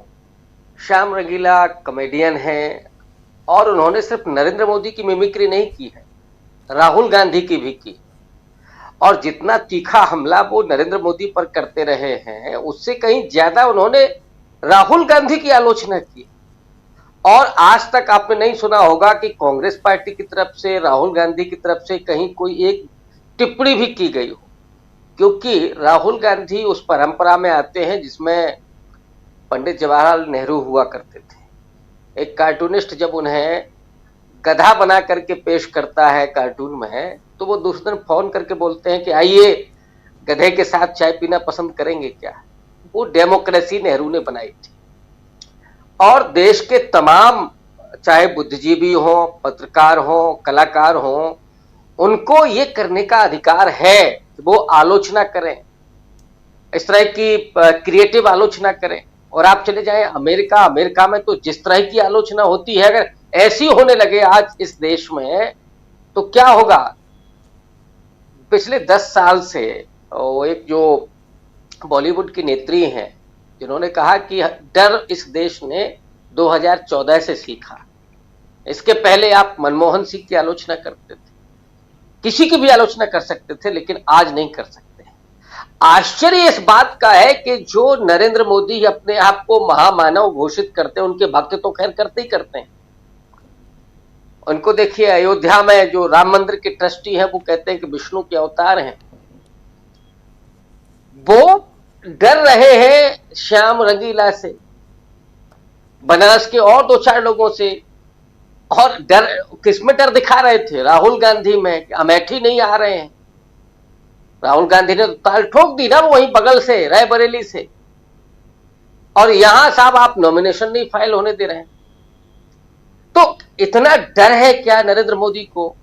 दरअसल जब आभा इस तरह की बना ली जाती है कि फला व्यक्ति तो अब गॉड हो गया है, तो फिर वो कतई इस तरह की चीज नहीं पसंद करता। आज मोदी जी के बारे में क्यों कहा जाता है कि साहब कभी वो पुतिन की तरह लगते हैं, कभी किम जोंग की तरह लगते हैं, कभी किसी तरह व्यवहार करने लगते हैं। तो जिसने लोकतंत्र को सिखाया और दुनिया के कई देशों को, जिस तरह का भारत का लोकतंत्र डेवलप हुआ गरीबी में, एक गरीबों का कैसे लोकतंत्र होता है और कैसे लोग एक दूसरे का सम्मान करते हैं, ये भारत ने सिखाया दिखाया दुनिया को। लेकिन आज जिस तरह से उसका गला घोंटा जा रहा है, दुनिया के तमाम देशों की निगाहें इस चुनाव पर लगी हुई है और जो तमाशा किया जा रहा है मीडिया के, उसमें तो जो हालत हुई है पत्रकारिता की सूचकांक में, वो तो सबको मालूम है। जो आलोचना करेगा उसे पीटा जाएगा, किसी को गोली मारी जाएगी, अभी जयशंकर गुप्ता जी ने बताया। लेकिन आश्चर्य मुझे बार बार हो रहा है कि मोदी जी के पहले कोई नामांकन करने जाता है तो साहब दरवाजे बंद हैं। क्या इसलिए कि नरेंद्र मोदी में बेहद घबराहट है, या इसलिए कि साहब महामानव है तो वो पहले करेंगे, इसके बाद आप कर सकते हैं? अब आप समझिए कि कितना खौफ है उन अधिकारियों में जिनके पास जिम्मेदारी है कि वो इस लोकतंत्र के उत्सव को संचालित करें, बिना किसी पूर्वाग्रह के, बिना किसी डर के, बिना किसी मताग्रह के। लेकिन वो कर क्या रहे हैं? वो दरवाजा बंद कर ले रहे हैं। ये वो सिर्फ उसका दरवाजा नहीं बंद हो रहा है, ये लोकतंत्र का दरवाजा बंद हो रहा है। और यही हम लोगों की सबसे बड़ी चिंता है। हार जीत तो होती रहती है। कांग्रेस ने लंबे समय तक शासन किया, वो भी पराजित हुई। लेकिन जब लोकतंत्र कमजोर होता है तो उससे जो सबसे दूर कहीं हाशिए पर खड़ा हुआ व्यक्ति है, उसके अधिकार कहीं टूटते बिखरते छिनते हुए नजर आते हैं। जिन अधिकारों का संरक्षण संविधान करता है, उसी संविधान पर हमला सीधे तौर पर मुनादी की जा रही कि साहब हमको 400 पार इसलिए चाहिए क्योंकि हमें संविधान खत्म करना है। लोगों ने कह दिया है कि नहीं साहब, संविधान तो तुम ना बदल पाओगे, हम तुमको ही बदल देंगे। और आज निकले हुए हैं लोग। तो ये डर क्या इसलिए है क्योंकि लोग आपको बदलने पर बिल्कुल बैठे हुए हैं, इस धूप में भी जा रहे हैं। क्योंकि आप तो फिर हमेशा के लिए लोगों को जिस हालत में ले जाना चाहते हैं कि उससे अच्छा है कि एक दिन की धूप सह ली जाए, कम से कम 5 साल छाया मिलेगी या लंबे समय तक के लिए छाया मिलेगी। लोग इसीलिए निकल रहे हैं ना, लोग इसीलिए वोट कर रहे हैं ना, इनके बदलाव के लिए। उत्तर प्रदेश और बिहार, अगर मैं थोड़ा सा आंकड़ों पर आऊं, ये 2 स्टेट ऐसे हैं जहां पे आपको आश्चर्यजनक नतीजे मिलेंगे। चुनाव के 15 दिन पहले तक कोई ये नहीं सोचता था कि उत्तर प्रदेश में, अब बिहार में आप कह सकते हैं कि तेजस्वी यादव लगातार मेहनत कर रहे हैं। उत्तर प्रदेश में तो अखिलेश यादव बड़ा देर से शुरू हुए, तेजस्वी यादव जितनी मेहनत भी वो नहीं कर रहे हैं। लेकिन जिस तरह से लोग खड़े हुए, अखिलेश यादव ने एक तारीफ का काम किया कि सामाजिक समीकरण बहुत अच्छे उन्होंने पेश किए। उन तमाम जातियों को उन्होंने समुचित प्रतिनिधित्व दिया, चाहे उसमें कुर्मी को 10 के ज्यादा करीब टिकट दिए, मौर्य समाज को 6 से ज्यादा टिकट दिए हैं, पाल समाज का प्रदेश अध्यक्ष उन्होंने बना दिया है, कश्यप समाज से उन्होंने 5-6 टिकट दिए हैं। इसी तरह से राजभर, बिंद और जो दूसरी जातियां हैं, 2 सामान्य सीटों पर उन्होंने एक जगह जाटा उतार दिया, एक जगह पासी उतार दिया। इस वजह से पूरा सिनेरियो चेंज हो गया। और सबसे बड़ा जो कारण था वो था महंगाई और बेरोजगारी का। और उसमें चाहे वो अपर कास्ट हो, चाहे दलित हो, चाहे पिछड़ा हो, चाहे महिलाएं हो, चाहे माइनॉरिटी हो, सबके लिए मुसीबत।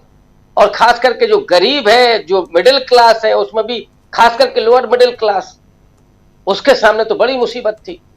और मैं बार बार राजीव जी कहता हूं कि जब महंगाई होती है तो सबसे ज्यादा मार पड़ती है गरीब पर, लोअर मिडिल क्लास पर, क्योंकि उसके थाली का वो एक सब्जी कम होने लगती है जी। कहीं दाल में छौंका भी बंद हो जाता है। और कई बार जो बिल्कुल गरीबी रेखा के नजदीक है तो उसकी रोटियां कम होने लगती है, उसको ठीक तरह से सब्जी भी नसीब नहीं होती है। तो सबसे ज्यादा जो मार पड़ती है महंगाई की वो गरीब आदमी पर, लोअर मिडिल क्लास पर। और अगर आमदनी नहीं है, एक बार अगर आमदनी हो तो भी महंगाई को थोड़ा सह सकता है व्यक्ति, लेकिन जब आमदनी ना हो तो वो क्या करेगा? आपने कटोरा लेकर के लाइन में लगा दिया, भिखमंगा बना दिया इस देश के लोगों को, जो जिन्होंने इन 75 साल में स्वाभिमान और सम्मान के साथ रहना सीखा। खास करके उन समुदायों ने जिनको हजारों साल तक प्रताड़ित किया गया, उन्होंने अपना मस्तिष्क उठाना सीखा था और आपने उनको कुचल करके फेंक दिया उनके स्वाभिमान। और यही वजह है कि आज वो ये संकल्प लेकर के जा रहे हैं मतदान केंद्र पर कि कल को हमको कटोरा ना फैलाना पड़े, हाथ ना फैलाना पड़े, हम अपने अधिकार से मांगे कि हमारी नौकरियां कहां हैं। क्योंकि वो जेहन में आ रहा है। राहुल गांधी और कांग्रेस पार्टी ने कहा कि साहब 30 लाख नौकरियां ये खाली है, इनको हम भरेंगे, बैकलॉग भरेंगे। ये बात बिल्कुल सही है कि सबको नौकरी नहीं मिल सकती, लेकिन जितने सरकारी पद हैं वो तो भरे जा सकते हैं। जो निजी कंपनियां हैं उनमें तो नौकरियां दी जा सकती हैं, लेकिन ये जो कर रहे हैं कि व्यक्ति को पहले गरीब बनाइए, उसको उसकी शिक्षा से उसको दूर करिए ताकि वो 200 रुपए में काम करे। काम के घंटे कितने बढ़ा दिए। बाबा साहब डॉक्टर अंबेडकर के विचारों की ये कैसे हत्या कर रहे हैं। जो लोग जानते हैं उनको मालूम है कि बाबा साहब ने 1945 में अंग्रेजी हुकूमत में जो श्रमिक कानून बनाए थे कि साहब काम के घंटे अधिकतम 8 होंगे, इन्होंने उठा करके 12 और 16 कर दिए। कैसे शोषण हो रहा है इस देश में गरीबों का, मजदूरों का। और शिक्षा इतनी महंगी कर दी। दवाइयों के दाम आप देख लीजिए, एक पैरासीटामोल जो कोरोना के पहले 50 पैसे का मिलता था, आज 2.5 रुपए का है। ये मार किस पर पड़ रही है? अंबानी और अडानी पर नहीं पड़ रही है, ये मोदी और शाह पर नहीं पड़ रही है, ये जय शाह को कोई दिक्कत नहीं है, लेकिन इस देश का जो दलित है, पिछड़ा है, किसान है, मजदूर है, जो मिडिल क्लास है, उसकी हालत खस्ता है। वो क्या करेगा?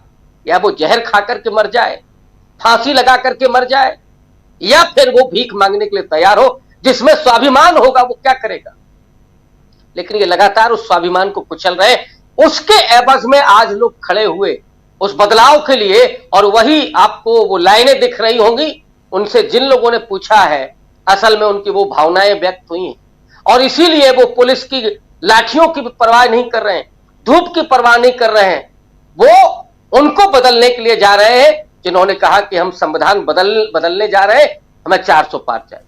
जी राजीव जी, मतलब ये मुद्दा बिल्कुल जमीन तक जा चुका है, जहां संविधान बदलने की बात जो विपक्ष की तरफ से कही जा रही है कि सत्तारूढ़ दल जो है वो लगातार, विपक्ष क्या सत्तारूढ़ दल वाले जो हैं वो लगातार ये मैसेज तो दे ही रहे हैं, पैगाम दे रहे हैं कि हम 400 पार से लेके आएंगे, यानी 400 से ज़्यादा सीटें लेके आएंगे और संविधान बदलेंगे, इसलिए आप हमें वोट दीजिए। इस बीच में अभी देख रहा था तेलंगाना में अच्छी वोटिंग होती है, आप सब जानते हैं, बम्पर वोटिंग होती है।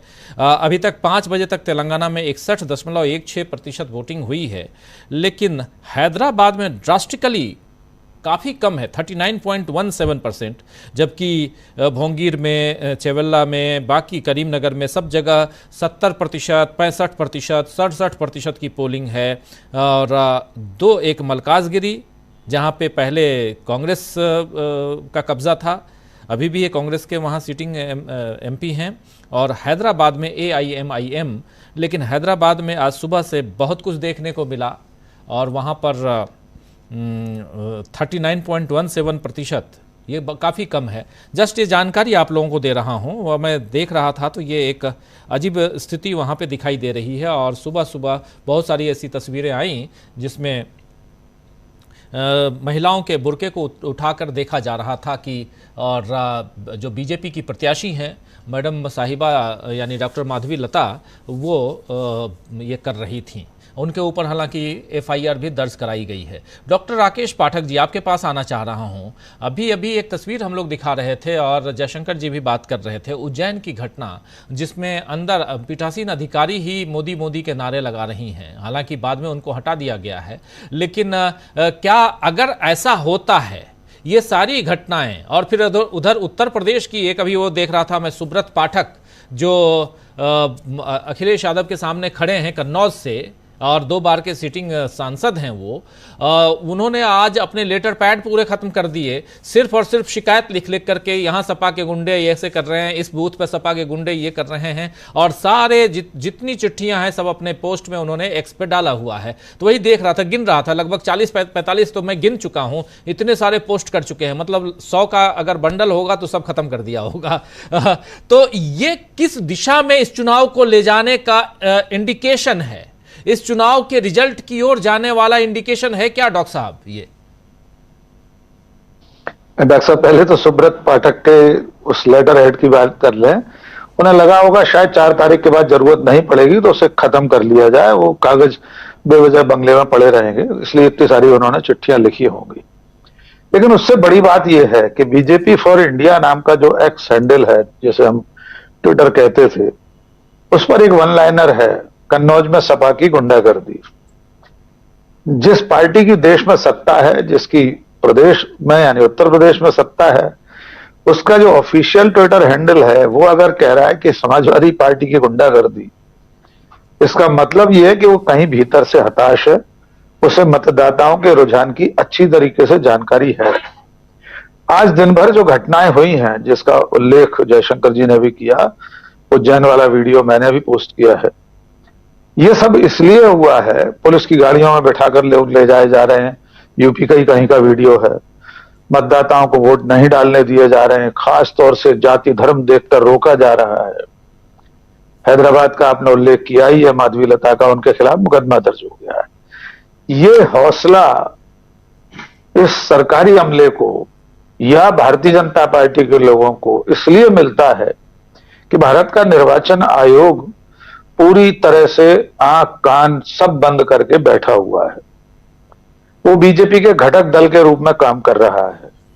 इसमें मैं सुप्रीम कोर्ट को भी बड़े सम्मान के साथ जोड़ना चाहता हूं। जिस सुप्रीम कोर्ट ने चंडीगढ़ के मामले में अनिल मसीह को लोकतंत्र का हत्यारा कहा था, बाकायदा डाइस पर बैठकर सुप्रीम कोर्ट के जजों ने कहा था आपने लोकतंत्र की हत्या की है। क्या दुनिया के किसी कानून में किसी भी चीज की हत्या करने के बाद, चाहे वो मनुष्य की हत्या हो या किसी कानून की हत्या हो, और लोकतंत्र की हत्या तो उससे भी बड़ा जघन्य अपराध है, सुप्रीम कोर्ट खुद कह रहा है आपने लोकतंत्र की हत्या की है, तो क्या सिर्फ माफी के बाद उस व्यक्ति को छूट जाना चाहिए था? मेरी जानकारी के मुताबिक अब तक उसके खिलाफ, अनिल मसीह के खिलाफ, कोई मुकदमा दर्ज नहीं हुआ है, कोई सजा नहीं हुई है। यही वजह है कि पार्टी यानी सत्ता में बैठे लोग और उसके समर्थक नौकरशाही में भीतर तक घुसे हुए लोग मतदान केंद्र के भीतर बैठकर मोदी मोदी के नारे लगा रहे हैं और वोट भी मांग रहे हैं।